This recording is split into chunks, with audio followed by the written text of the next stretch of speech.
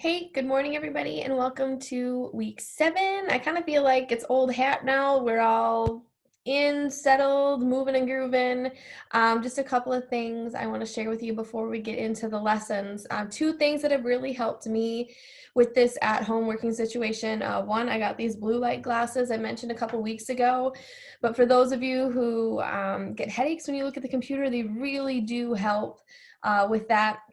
I also got this stand, you guys can't see it, but this stand that lifts my computer up a little bit higher, and that way I'm looking more straight on instead of like hunched over and like looking down at my screen, which is helping my back and headaches as well. So if you feel like you are uncomfortable in your workspace or that you're having headaches a lot, these are a couple things that you can do, blue light glasses and like getting a desk razor, or like mine was seriously just I'll be awkward and try to show it to you. It's like this little wooden platform. It was like $18 on Amazon to raise my computer up a little bit so that I don't have to look down all the time at the screen. So hopefully those tips help you.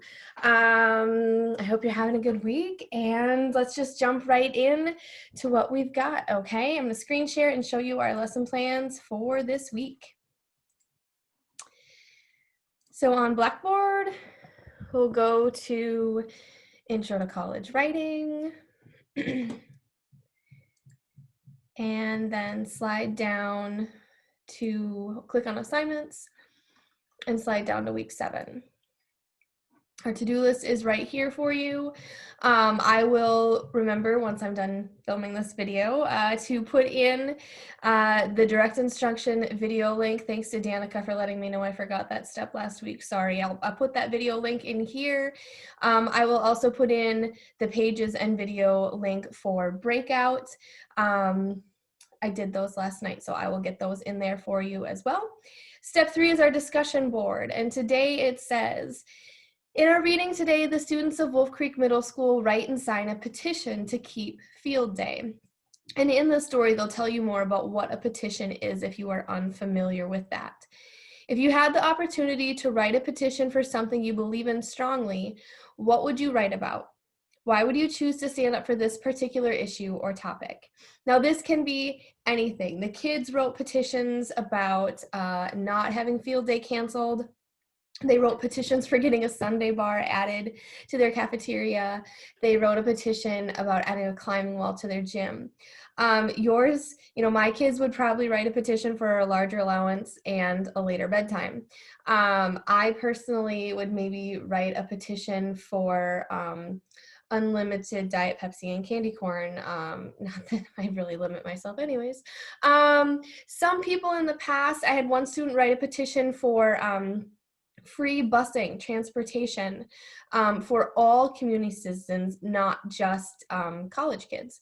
I had somebody else write a petition for changes to their workplace. There was a rule at their workplace that they really didn't like and they wanted it switched. So just think about something in your life, whether it's personal, like at your home or at your place of business, or like larger for the whole world. What would you make a petition for? And there are steps in the book that tell you how to write a petition. You don't need to write the petition. You just need to tell me what you would write about and why you care about it. Okay? Week 4, grammar. This week we're talking about misplaced and dangling modifiers. There's a 4-minute video. There's your practices right there. And then remember, you can always do the activity in the interactive version and check your answers to make sure you have the correct ones before you submit them, okay? Our topic that we're going to continue learning about this week is transition words. We introduced this last week with a video and an activity, and I just want to remind you of that topic and content in this video right here. And then we're going to practice that in our journal write.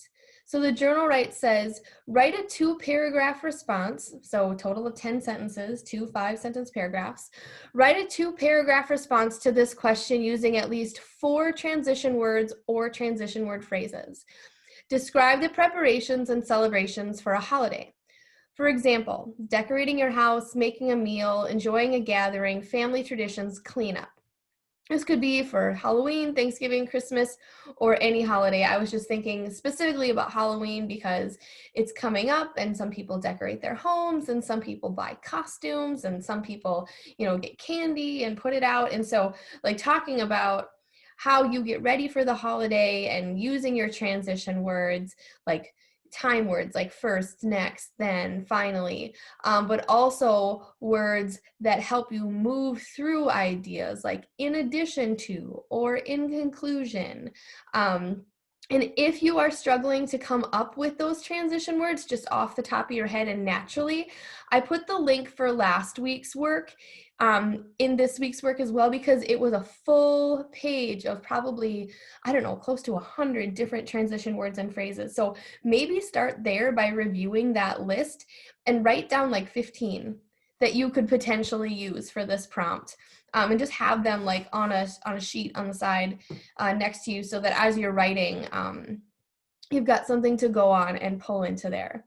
And then finally, email me with any questions. So it's really pretty easy cheesy this week. Watch the video, read breakout, do the discussion board. One quick thing I want to say about the discussion board is people are getting better about going back and putting in the comments to their classmates. I've seen an improvement on that. Great job.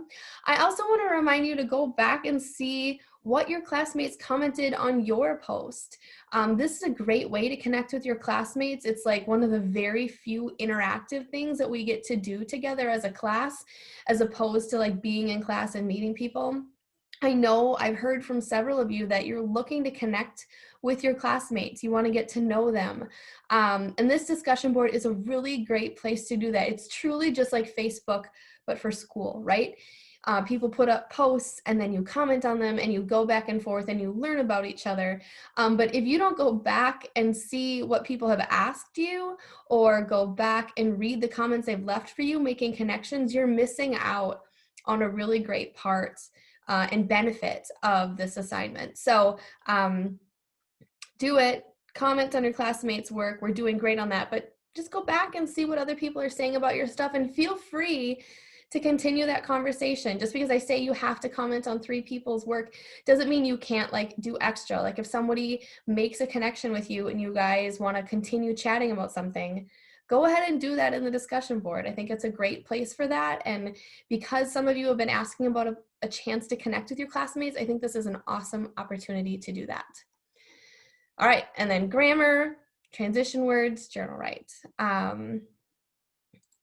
Not a whole lot for you this week, but I hope you are doing well. If you do get done quickly, go back and work on any stuff that you've missed, because we're really quickly approaching mid-quarter. So after next week, I will be putting in mid-semester, midterm grades. So I'll be putting your grade in halfway through as like a little checkup, and I'd love for you to be in great shape. Okay, I think that's it. That's all I have for you today.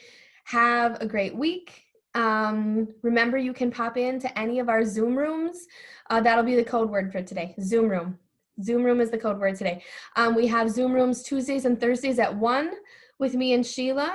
And we also have Zoom room at 10:30 on Wednesdays with all 4 of your bundle instructors. Those links are in the announcements of this section. So, all right, that's it. Okay.